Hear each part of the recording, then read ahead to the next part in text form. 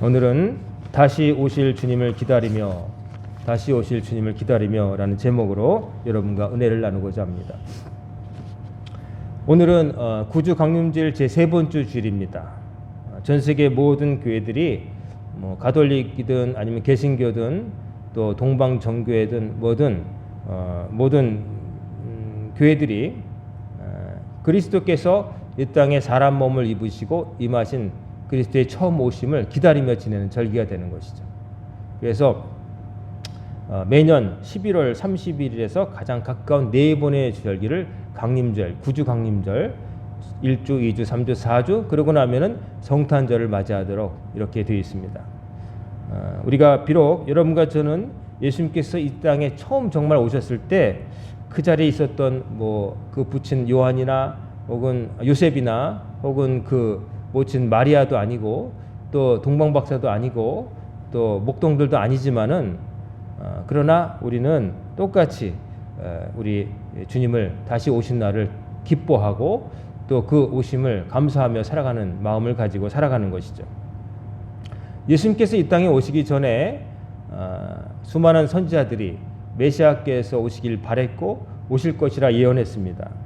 기다리면서 살았죠. 기다리면서. 근데 기다림이라는 게 여러분 쉬운 건 아니죠. 기다린다는 건 좀 초조하고 마음이 굉장히 쓰이는 일입니다. 누군가가 온다고 했는데 여러분이 이제 그것을 기다린다고 할 때, 먼저 가서 그 자리에서 기다린다고 할 때 마음이 이렇게 좀 긴장돼 있죠. 편안하게 오겠지 하고 기다리기보다는 문이 덜컥 열리면 그 사람인가 하고 보는 거죠. 제가 청년 때 읽었던 황지우 시인의 시 가운데 그런 내용이 있었던 것 같아요. 이제 누군가를 다방 같은 데서 기다리는데 덜컥하고 오는 사람이 다 자기가 기다리는 그 사람 같았다는 거죠. 그래서 너일 것이었다가 네가 아니었다. 또 덜컥하고 열려서 딱 보면 그 사람일까 해서 보면 또 아니었다. 이런 그 기다림의 그 마음을 표현한 시가 있는데 아직도 생각납니다. 너일 것이었다가 이러면서 바로 너일 거라고 생각하고 딱 봤는데 아니었다. 그러니까 기다림이라는 거는 좀 이렇게 긴장돼 있고 이렇게 당겨져 있고 때로는 초조하기도 하고 입이 바삭바삭 이제 마르는 것이죠. 뭔가를 기다린다는 거. 사람을 기다린다든지 또 어떤 소식을 기다리는 것도 속이 바삭바삭 타는 거죠. 지난 15일이 아마 그 많은 수시 합격자들 발표 날이었을 거예요. 논술 본 사람도 그렇고 어쨌든 수시로. 그래서 수시의 합격을 통해서 좋은 소식을 받은 사람들이 좋은 소식 받은 사람들은 합격 소식을 받은 사람들은 막 여기저기 알리더라고요. 제 대학 동기들도 제가 알려달라고 한 적 없지만 자기 자녀가 명문대 들어간 것을 자랑스럽게 막 올리더라고요. 그리고 축하해주고 막 그러더라고요. 그리고 또 아는 목사님 자녀도 이제 돼가지고 어디를 갈지 결정해야 된다고 두 군데가 됐는데 어디에 가야 될지 결정해야 된다고 그러더라고요. 그래서 이제 그 합격이냐 불합격이냐 그 기다리고 있을 순간에 얼마나 조마조마했겠어요. 옛날에는 전화로 물어봐야 됐어요. 제 때는 전화로 전화를 하면은 수험생 번호가 어떻게 됩니까? 그러면 이제 몇 번입니다라고 그러면 잠시 동안에 그 사람이 찾아보는 순간에 몇 초간의 정적이 있어요. 그럼 전화기를 받아들고 조마조마한 거죠. 합격이냐 불합격이냐. 아쉽지만 어쩌고 이러면은 이런 거고 축하합니다. 그러면 갑자기 그냥 눈이 커지는 거죠. 그래서 기다림이라는 건 이렇게 때로는 기쁠 수도 있고 초조할 수도 있고 또 그 기다리는 동안은 솔직히 좀 편안하진 않죠. 계속 신경이 쓰이는 거니까요. 자, 이 그리스도의 오심을 유대인들이 기다렸죠. 기다렸는데 정말 오셨어요. 오셨지만 요한복음에서 말하는 것처럼 빛으로 오셨지만 빛이신 예수님을 사람들이 알아보지를 못했죠. 그래서 알아보고 경배하고 따랐던 사람도 있지만 오히려 배척하고 오해하고 예수님을 결국은 십자가로 내모는 일까지 벌어지게 되는 것이죠. 자, 우리는 예수께서 오셨다는 걸 믿고 있죠. 알고 있죠. 하지만 아직도 유대인들 가운데서는 메시아가 아직 오지 않으셨다. 그러면서 기다리고 있어요. 그렇지만 우리는 아는 거죠. 바로 예수님이 그분이시라는 걸, 메시아라는 걸 알고 있는 거죠. 그래서 우리가 해마다 성탄절을 지키면서 기뻐하는 것이고 또 그러나 그것을 끝나는 게 아니라 또 우리는 뭘 기다려요? 그리스도께서 다시 오실 재림의 날을 기다리고 있는 것이죠. 어려운 말로 처음 오신 것을 초림이라고 하고 다시 오실 것을 이제 재림이라고 하죠. 다시 오신다. 그래서 이 다시 오실 주님을 기다리는 마음으로 살아가는 겁니다.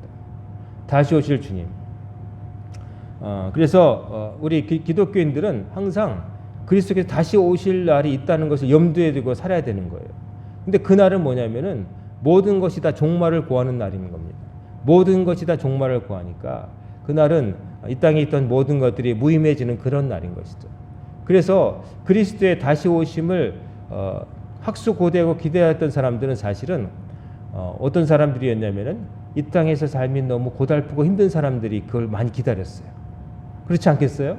이 세상에서 많이 즐기고 부족할 없이 사는 사람들은 계속 이게 지속되길 바라는 거예요.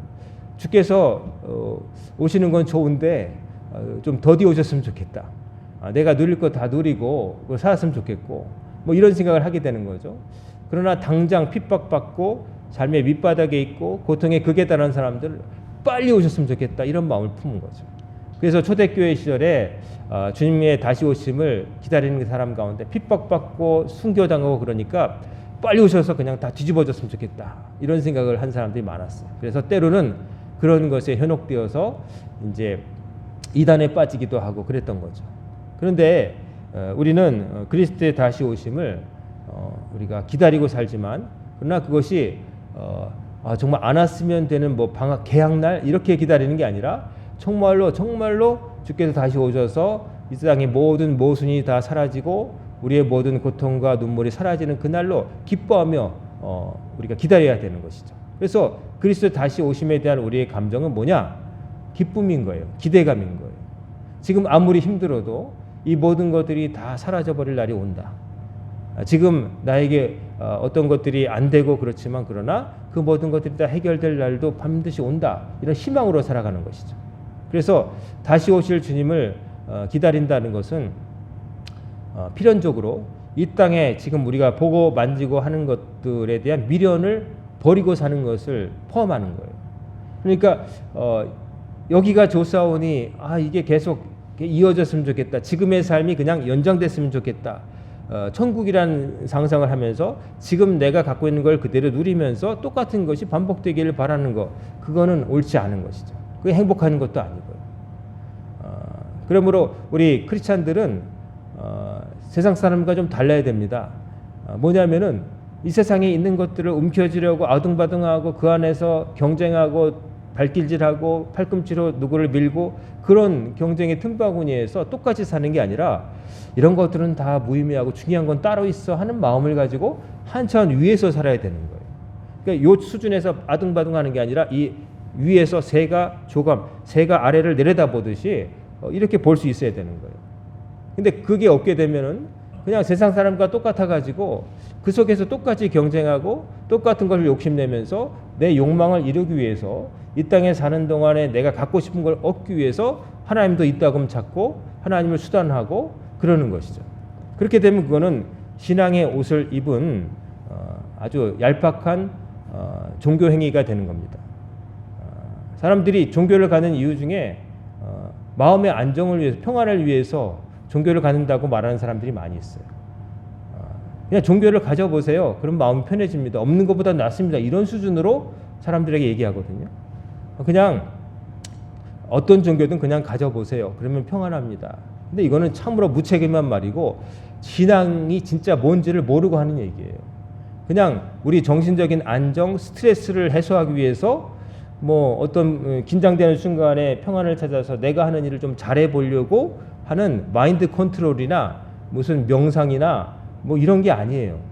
신앙은 천지를 지으신 하나님 그리고 그 하나님께 내 모든 것을 걸고 하나님 손에 모든 것이 달려있다는 것을 철저하게 깨닫고 하나님 앞에 나아가는 거예요. 하나님과 동행하며 하나님께서 명하신 대로 사는 게 신앙이에요.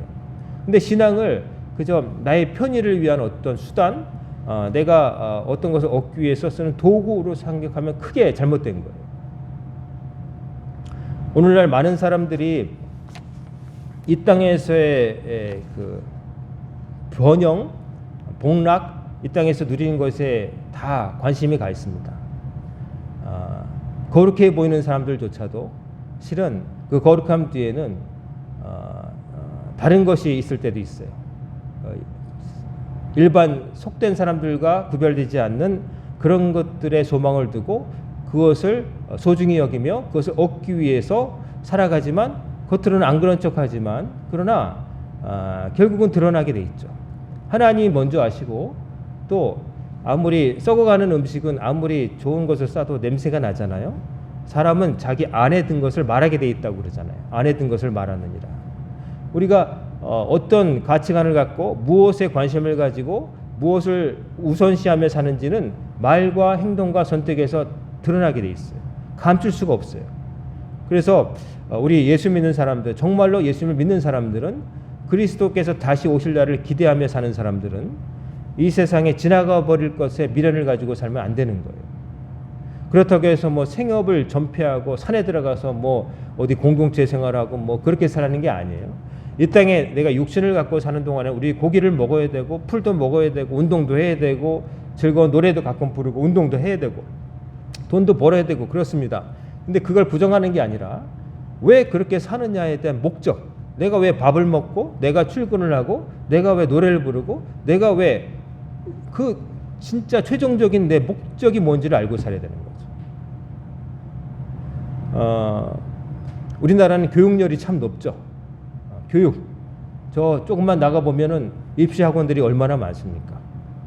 그 교육열 때문에 자원 없는 이 나라에서 많이 가르치고 그렇게 해서 인적 자원을 생산해서 오늘의 번영에 이른 데 그것이 큰 몫을 했죠. 그건 누구도 부정할 수 없습니다. 뭐 자원이 있어야 뭐 하는데 자원이 없으니까 사람을 키운 거죠. 사람을 키워서 사람들이 많이 배우고 그래서 남의 자원을 가져다가 여기서 만들어가지고 수출해서 이렇게 이룬 거죠. 좀 어떻게 보면 참 대단한 업적입니다. 그런데 그 교육이 이제 교육의 목적이 점차 어떻게 되냐면 많이 배워서 좋은 직장을 가지고 좋다고 하는 것은 많이 벌고 그 다음에 힘들지 않은 환경에서 안정되게 사는 거예요. 좋은 직장을 하는 거죠. 그런데 가서 사는 동안에 고생 덜하고 평안하게 살자. 아프지 말고 하고 싶은 일 하고 이러기 위해서는 배워야 된다. 배워야 배움 자체에서 사람이 많이 배워서 지혜로워지고 좋은 선택을 하고 악을 안 저지르고 분별 있게 사는 게 아니라 당장 어떤 주어진 시스템 안에서 시험에 합격하고 거기서 한 그레이드를 높여서 다른 것을 얻고 그것을 바탕으로 해서 또 올라가고 해서 올라가서 바벨탑 쌓듯이 번영의 끝에 이르자. 소수가 누리는 걸 누리고 싶다는 욕망을 만들어낼 수 있는 그런 도구가 된 것이죠. 과거에는 태어난 대로 갔어요. 왕족으로 태어나면 뭐 아무리 못났어도 왕족으로 사는 거고 귀족으로 태어났으면 아무리 멍청해도 귀족 학교 다니는 거고 과거는 그랬죠. 그러다가 신분제가 해체되면서 그 다음에는 신분 타고난 혈통보다는 이제 나중에 자기가 얻게 된 어떤 것들 그런 것들로 이제 평가받는 어떻게 보면 좀 덜 억울한 시대가 된 거죠. 난 똑똑한데 머슴집 아들로 태어나서 서당 한번 못 가봤다. 그럼 억울한 거잖아요. 근데 이제는 서당에는 갈 수 있다. 근데 그 다음에 어떻게 되냐면 누구든 서당을 갈 수 있지만 서당에서 천자문을 더 잘 외우고 사서삼경을 더 줄줄 읊는 시험장에 가서 쫙쫙쫙 쓰는 사람들이 관리가 되고 다른 사람 앞에서 이제 에헴하면서 큰 소리 치며 살게 되는 거예요. 그러니까 과거에 밑바닥에 있던 데서 신분적으로 도약하기 위해서 그 계단을 놓는 그런 수단이 된 거죠. 더 잘 배워서 뭘 할 거냐? 많이 배워서 좀 어떻게 말하면 조국과 민족을 위해서 헌신한다 이런 것보다는 솔직히 말하면 내가 좀 잘 먹고 잘 살았으면 좋겠다. 그런 목적이 된 거죠. 그래서 그 많은 교육 아무리 다른 것들이 문 닫아도 식당은 먹어야 되니까 있고 머리는 깎아야 되니까 이발소는 있고 병원은 아프니까 죽으면 안 되니까 병원은 계속 있는 거고 그 다음에 우리는 이제 학원이 있는 것이죠. 그래서 아무리 못 살아도 학원을 보내기 위해서 부모는 2잡을 띄고 3잡을 띄고 참 부모로 태어난 것이 이제 그렇게 하기 위해서 사는 것처럼 살다 보니까 이제 아이들이 방치되는 것이죠. 부모가 다 그러고 싶지 않은데 금쪽 같은 내 새끼지만 부모가 같이 있을 시간이 아니라 벌어서 어떻게든 기회를 줘야 된다고 생각하니까 이제 하는 거고 그러다 보니까 이제 가정에서 얼굴 보면서 밥 먹는 시간 적게 되는 것이고 다 너를 위한 것이야 라고 하지만 실은 자녀와 대화할 수 있는 시간도 잃어버리고 다시는 나중에 커서 되찾을 수 없는 시간들을 많이 날려버리게 되는 것이죠. 그게 최고인 줄 알고요. 그렇게 하고 살아가고 있죠. 뭐 그걸 누구도 부정할 수 없죠. 그 욕망, 올라가고 싶은 욕망 다 거기서 살고 있죠. 지금은 뭐니 해도 의대죠. 뭐 거짓말 안 하고 다 그렇지 않습니까? 의대 서울대보다 의대입니다. 지금은 노골적으로 그렇게 말합니다. 서울대 법대를 들어가도 조금 있다가 휴학하고 다시 재수해서 의대를 간다는 거죠. 지방 의대라도 간다는 거죠. 우리나라에 그렇게 허준과 같은 사람이 되고 싶고 슈바이처 같은 사람들이 사람을 살리는데 우리 젊은이들이 다 열망이 있어서 다 의사가 된다고 하면 참 좋겠어요. 저 국경 없는 의사회에 가는 것처럼 정말 후진국에 알약 하나면 사람을 살릴 수 있는 그곳에 내가 헌신하겠다는 마음으로 의대를 그렇게 간다면 정말 멋진 나라죠. 하지만 실제로 물어보면 왜 의대를 가려고 하냐? 히포크라테스가 멋있었어요. 사람을 살리는 게 멋있어서라기보다는 제일 경제적으로 유복하고 안정된 삶을 살 수 있다는 거죠. 슬픈 현실입니다. 그래서 다 거기를 가려고 해요. 좀 고상한 목표를 가지고 더 넓은 것을 가지고 살아갔으면 좋겠는데 그게 아니고 그저 이 각박한 세상에서 나를 지키고 내 울타리를 넓히고 싶은 그 준비를 하려면 이거밖에 없다라고 생각하고 거기에 올인을 하는 것이죠. 할 수 있는 사람들은 마음껏 하는 거고 못하는 사람은 부러워하면서 아쉬워하는 거고 무리하면서까지 하게 되고 또 일부는 아예 우리는 그게 가당치도 않아 할 수가 없어 가랑이 찢어지겠어 하고 포기해버리는 거죠. 그러나 그러고 싶은 욕망은 다 있는 것이죠. 우리 사회가 그렇습니다. 아니라고 누가 아니라고 말할 수 있겠어요? 아니라고 하는 사람하고 내가 얘기해보고 싶어요. 솔직히 그래서 그러는 거 아니냐고. 그렇지만 여러분 그게 정말 달까요?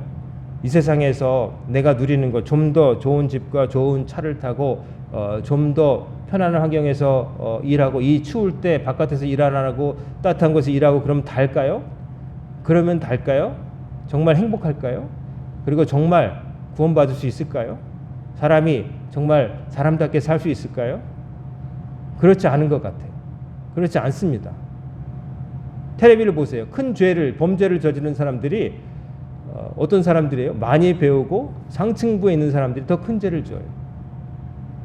물론 하층부에 있어서 사람을 여러 막 찔러 죽이고 살인죄를 저지른 사람들은 이제 논외로 하고 사회적으로 큰 무리를 일으키고 경제적으로 타격을 일으키고 억울한 사람들을 많이 만들어내고 또 큰 죄를 저지른 사람들은 그만큼 많은 영향력을 미칠 수 있는 그 권력과 자격을 갖춘 사람들이 올바르지 않은 선택을 함으로 인해서 많은 사람들에게 피해를 끼치는 거예요. 많은 사람들을 억울하게 만들고 다른 사람들에게 돌아갈 것을 자기가 독식하게 만들고 그러다가 어떻게 하다 드러나면은 그게 이제 망신을 당하고 가졌던 걸 다 잃어버리기도 하는데 우리는 과연 그러면 다른 걸 떠나서 한 사람으로서 무엇을 목표로 해서 살아가야 되는가? 여러분과 저에게 가장 중요한 건 뭘까? 이거를 놓치면 안 되겠죠. 성경은 가르쳐 줍니다. 우리에게 가장 중요한 것은 우리라고 하는 존재가 악하고 타락하고 없어져 사멸되는 헛된 존재가 아니라 영원히 하나님의 나라에서 다시 살고 의롭게 거룩하게 다시 사는 것, 이게 우리의 목표가 된다고 가르쳐주고 있는 것이죠. 이것에서 느껴지지 않고 동의하지 않고 그게 뭘 중요해, 이 세상이 전부지, 이런 사람들에게는 성경의 말씀들이 다 아무 소기의 경읽기라고 하는 게 딱 들어맞는 거죠. 관심이 없어요. 의미가 없어요. 그런 것들이 뭐 나에게 보장해 주는 게 뭐가 있느냐. 기도하는 시간에 내가 가서 돈을 벌지, 이런 생각 안 하겠습니까? 내가 돈을 벌지, 이 악착같이 모은 돈을 내가 연금이나 더 붓지, 저축을 더 하지, 주식에 투자하지, 내 아까운 이 피 같은 돈을 왜 교회에 갖다 바쳐? 내 번 것이 피 같은 이거를 내가 사표를 몇 번이나 쓰고 싶지만 이를 악물면서 품었던 거를 내가 왜 10분의 1을 잘라서 하나님께 드려? 말도 안 돼. 이거 없으면 안 돼. 내가 이게 있으니까 그래도 교회도 다니고 사람들을 만나는 거지. 이렇게 생각한다면 신앙의 길은 요원합니다.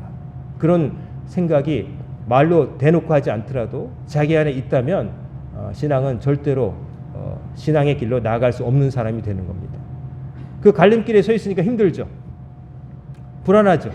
이게 있어야 되는데 이거 없으면 나 안 되는데 내가 만져지는 건데 근데 신앙이라는 게 뭐가 만져지냐 하나님 보이기나 하냐 이런 생각이 드는 거죠. 급하면 그냥 잡히는 거 손에 만져지는 거 당장 돈이 있어야지 당장 날 도울 사람이 있어야지 당장 내 몸뚱아리가 있어야지 이런 생각하고 사는 거죠. 하지만 그렇게 한다고 해서 그러면 정말 그것들이 나를 영원토록 지켜주고 나를 정말 인간답게 만들어줄 것이냐 그건 아니라는 거죠. 아니라는 거죠. 근데 너무나도 많은 사람들이 그 사실을 모르고 살아갑니다. 그리고 또 안다고 말하는 것처럼 행동하지만 실은 결정적인 순간에는 그런 쪽을 택해버리는 겁니다. 그러니까 정말로 하나님 보실 때 하나님을 제대로 믿고 사는 사람을 추산한다면 기독교인이라고 말하고 사람들이 조사한 것보다 훨씬 적을 거라고 생각이 됩니다. 근데 그 적은 수에 바라옵기는 여러분과 저 우리 광현교회 성도님들은 다 들어가기를 주의 이름으로 정말로 축원합니다. 여기 앉아 있는 이유가 있어야죠. 이 추운 날 아침에 차까지 몰고 추운 언덕길을 걸어서 올라와서 여기 이 자리에 있는 여러분 이유가 뭡니까? 그 이유를 누가 묻는다면 여러분이 오시는 길에 혹시 어떤 사람이 만나가지고 아니 이 추운 날에 집에 들어 앉아있지 왜 돌아다니냐고 추운데 저 따뜻한 데 가서 그냥 있지 뭐 이러냐고 이렇게 묻는다면 여러분 뭐라고 대답하시겠어요?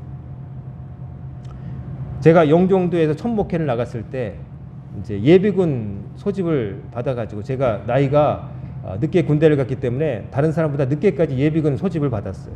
그래서 이제 예비군 소집을 하러 갔는데 그 전에 전입 신고를 하러 이제 그 섬에 그 뭐죠 뭐 사무실 동사무소 같은 데 갔어요. 갔습니다. 이제 전도사니까 이제 그래서 양복을 입고 갔죠. 가서 전입 신고하러 왔습니다. 그랬더니 그 동사무소 직원이 그때 한 말이 기억나요. 이렇게 쭉 보더니 학교 선생님이세요? 그러는 거예요. 왜 학교 선생님이라 했을까? 이 섬에 양복 입고 들어올 사람이 선생님밖에 없다는 거예요. 다 그냥 농사 짓다가 막 장화 신고 오고 뭐 이렇게 와야 되는데 이 시간에 영종도에 그때만 해도 공항도 다 안 짓고 그럴 때거든요. 그러니까 선생님이세요? 어느 학교 오셨어요? 그래요. 선생님은 아니고 선생은 선생인데 말씀 가르치는 전도사라고 그랬죠. 그리고 나서 예비군 소집 훈련을 갔더니 동대장이라고 하는 사람이 사람을 이름을 불러가면서 막 그러다가 제 이름이 나왔는데 갑자기 직업이 뭐냐 그러는 거예요. 그래서 여기 구 배터에 있는 영종 등대교회 담임 전도사로 왔습니다. 그랬더니 가만히 있더니 이러더니 전도사 하면 얼마 벌어요? 생활이 돼요? 막 이러는 거예요. 좀 극단적인 경우지만 사람들의 가치관이 그렇다는 거죠. 사람이 그런 거죠.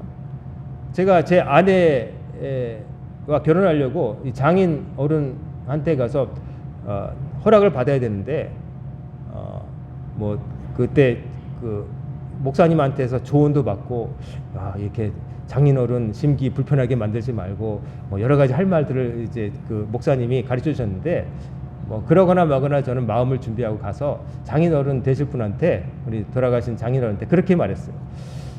아버님, 사람이 한 번 태어나서 죽는데 가장 가치 있는 일을 하다 죽어야 되지 않겠습니까? 저는 하나님을 믿고 하나님을 전하다가 천국 가는 게 가장 의미 있다고 생각하는데 그 길을 가는데 그 따님을 저한테 주시면 같이 가겠습니다. 뭐 이런 식으로 대답을 했어요. 어떤 용기가 나서 그런지 모르지만 장인어른이 아무 말도 하기 전에 그냥 그랬어요. 그랬더니 장인어른이 아무만 대답 안 하셨어요. 그냥 밥 먹고 그냥 결혼했습니다. 그냥 그게 저의 진정한 삶의 이유였거든요. 저는 가장 의미 있는 일, 제가 아무개라고 하는 인간으로 태어나서 가장 중요한 것이 다른 것도 해보고 싶었고 꿈도 가지고 다 그래봤는데 다 의미 없다는 순간 뭐가 제일 중요한가 고민하다가 제가 하나님의 말씀을 전하고 가르치는 일로 평생을 살겠다라는 판단이 들어서 결단이 됐기 때문에 제가 목회자의 길을 가게 된 것이죠. 그래서 여러 가지 생각이 납니다. 그 마음 변치 않으려고 지금도 애쓰고 있습니다. 여러분, 저만 그런 게 아니라 여러분과 저도 저에게 진짜 누군가 묻는다면, 왜 사냐고 묻는다면, 왜 오늘도 출퇴근하고 오늘도 밥을 먹고 오늘도 운동 건강하려고 막 체조도 하고 막 그러냐면 이유가 있어야 될 거 아니에요. 그저 그냥 사는 동안 그냥 아프지 않고 배 골치 않으려고, 이건 너무 초라한 답변 아니겠습니까? 우리가 동물도 아니고요. 동물은 사려주고 이뻐해주고 적당히 그러면 행복할 수 있겠지만 여러분과 저는 그 정도는 아니잖아요. 그것보다도 고귀하게 하나님께서 당신의 형상대로 숨결을 넣어서 만들어 주셨는데 고작 바라고 원하는 것의 수준이 이 땅에 있는 동안 동물처럼 그저 배 안 고팠으면 좋겠고 안 아팠으면 좋겠고 그냥 이 정도로 그치면은 너무나 억울한 거예요. 금으로 만들어 주셨는데 요강으로 쓰는 거예요. 금 그릇을 요강만도 못하게 쓰는 거하고 똑같은 거예요. 예수님께서 다시 오신다는 말씀, 예수님께서 오늘 하신 말씀은, 본문 말씀은 예수님께서 다시 오실 그날에 대해서 하신 말씀이에요.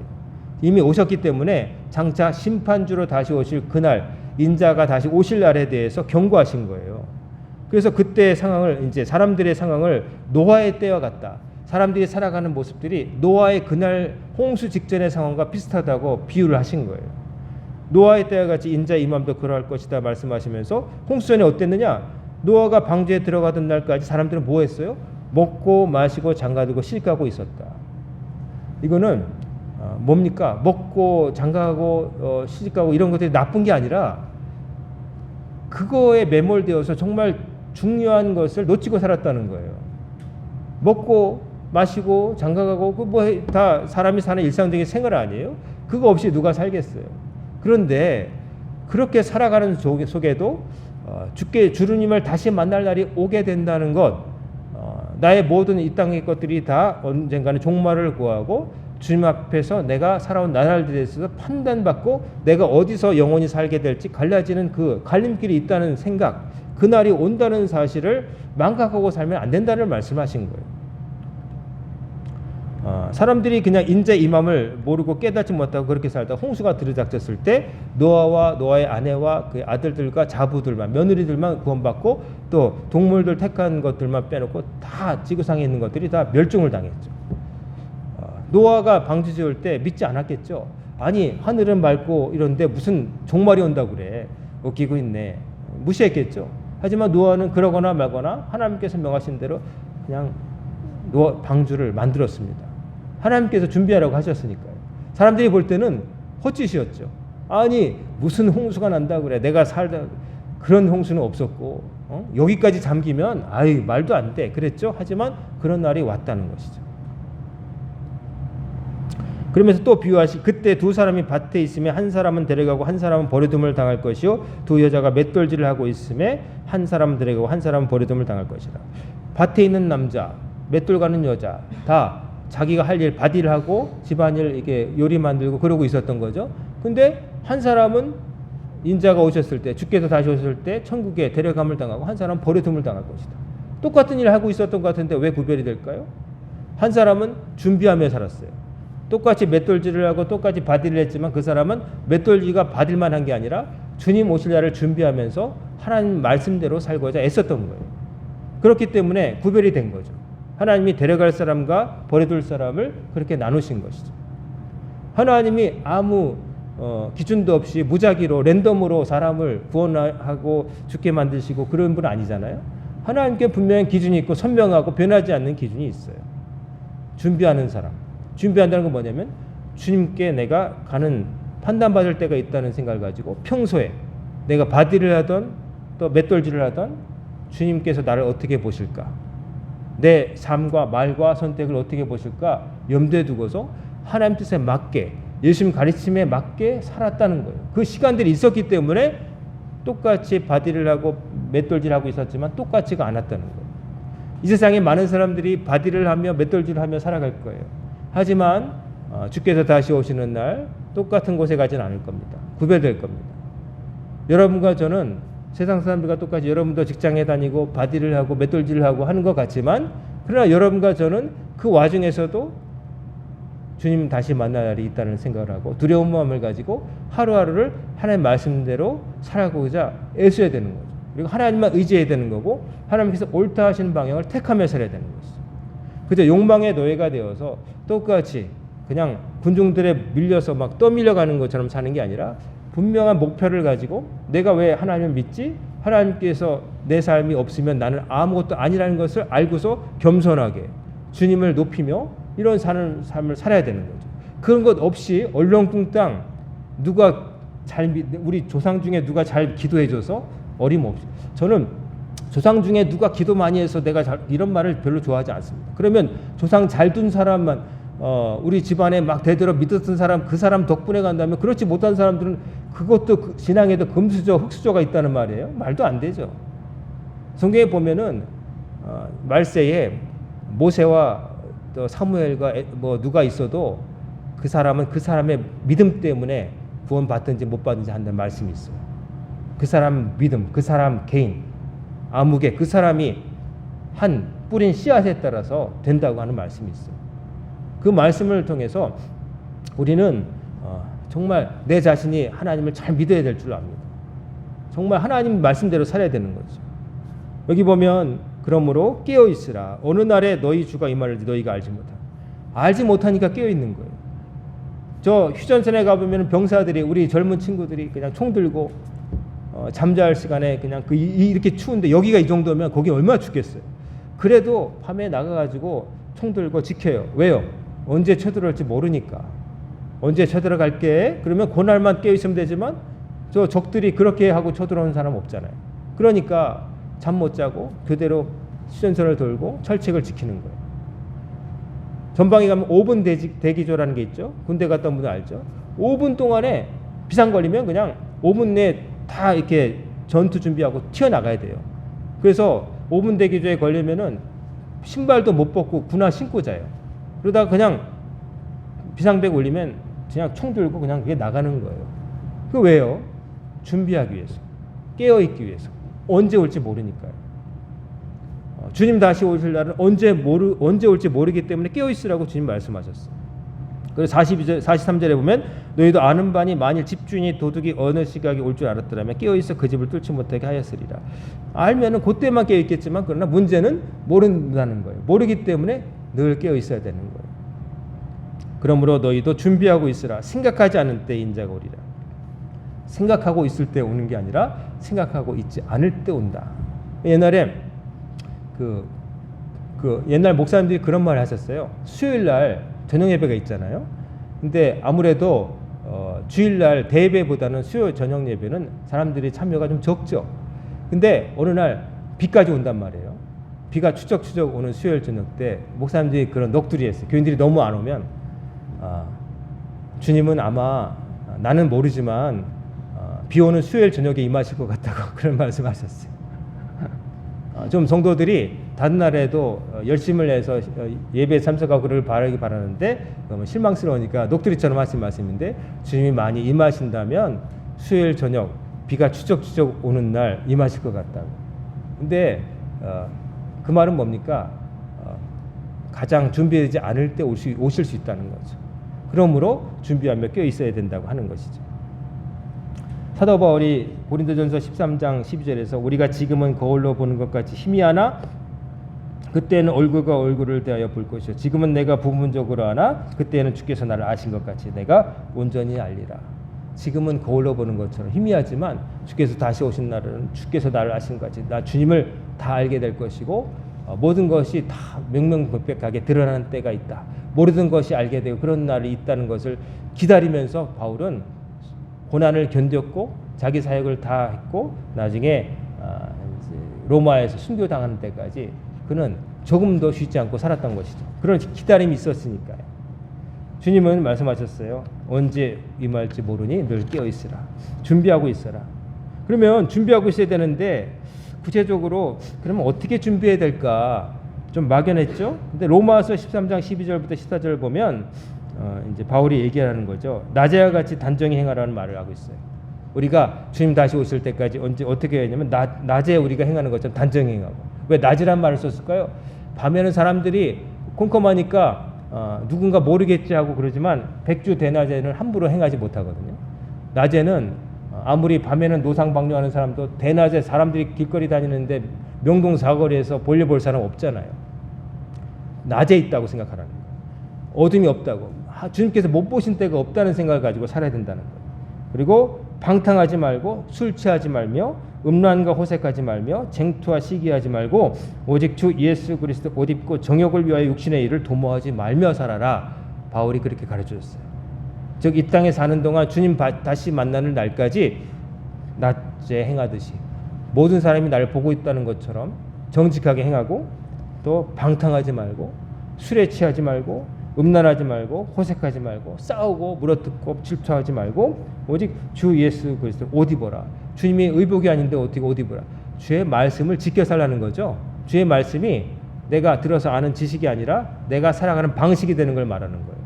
말씀이 사람이 되신 거 예수님이지만 예수님께서 전하신 말씀대로 사는 우리가 말씀이 우리의 몸이 되어야 되는 거예요. 우리의 삶이 되어야 된다는 거예요. 그렇게 살라고 하는 거예요. 그렇게 사는 것이 주님 오실 그날을 준비하며 살아가는 성도의 자세라고 하는 것이죠. 성도 여러분, 이제 한 주가 이번 주 지나고 한 주만 지나면 성탄절이 됩니다. 주님께서 우리를 위해서 처음 오신 날이고요. 그리고 그날을 기뻐함과 동시에 우리는 주께서 다시 오실 날을 준비하며 두려운 마음으로 잘 준비하며 살아야 된다는 거예요. 다시 오실 날을 기다리며 다시 오십니다. 오시는데 그때 준비가 안 되어서 당황하면 안 되고 그날이 기쁜 날, 상 받는 날이 되기를 주의 이름으로 축원합니다. 우리 성도님들 아까 험한 세상에서 그 탕류 속에 살아가지만 여러분과 저는 군계 일하게 되었으면 좋겠어요. 정말 닭들이 꼬꼬대거리면서 막 그럴 때 학처럼 좀 다르게 제발 좀 예수 믿는 사람이라고 말한다면 좀 다르게 살았으면 좋겠어요. 닭들이 꼬꼬하면서 땅을 하고 있을 때 하늘 바라보는 학처럼 탁 이렇게 고개를 쳐들고 저것을 바라보며 산다면 그걸 바라보면서 다른 사람들도 닭처럼 사는 사람도 언젠가 저렇게 사는 방식이 있네. 나처럼 막 닭들을 해서 막 땅에 있는 모이만 막 쫓고 막 지렁이만 쫓고 있을 때 하늘을 바라보는 다른 새가 있네. 이거 바라볼 거 아니겠어요? 여러분과 제가 그런 사람이 되야 됩니다. 학이 되시기 바랍니다. 하나님을 바라는 학이 되시기 바랍니다. 땅에 모이만 쫓는 닭이 되지 마시고 학이 되셔서 여러분을 볼 때 사람들이 하나님이 느껴지고 예수님이 느껴지고 내가 저분처럼 살아야 되겠다 하는 마음이 된다면 여러분은 오늘 새벽기도 때도 말씀드렸지만 주께서 누군가에 가시는 길을 예비하는 사람, 오늘날의 세례 요한이 되는 거예요. 주께서 누군가에게 가실 때 그 길을 평탄하게 닦는 사람, 그런 사람으로 사시는 우리 성도님들 다 되셔서 정말 주께서 임하시는 날 혹은 우리가 먼저 주께 불려가는 날 심판받는 게 아니라 칭찬받고 상급받고 아버지의 나라에서 영원히 살게 되는 여러분과 제가 되기를 주님의 이름으로 축원합니다. 아멘. 기도하겠습니다. 고마우신 아버지 하나님, 지난 주간도 저희들을 지켜주시고 구주 강림절 제3주 또 주님 앞에 나와서 말씀을 전하고 듣게 하심을 감사드립니다. 우리 광인의 성도님들이 주님 다시 오실 날을 늘 기다리면서 또 주님께서 명하신 바를 실천하면서 나자와 같이 단정히 행하고 술 취하지 말며 방탕하지 않고 정직하게 하나님 뜻에 맞춰 살아갈 수 있도록 붙잡아 주옵소서. 이제 새롭게 시작된 한 주간도 주의 말씀을 기억하며 살기를 원합니다. 악한 세상에 살지만 악함에 휩쓸리지 않게 하시고 거룩하게 스스로를 지키게 하시고 저희들의 시선이 낮고 천한 이 땅이 아니라 저 천성을 향해서 초점에 맞춰질 수 있도록 고상하고 거룩한 삶으로 인도하여 주옵소서. 이 모든 말씀 우리 주 예수님의 이름으로 간절히 기도드리옵나이다. 아멘.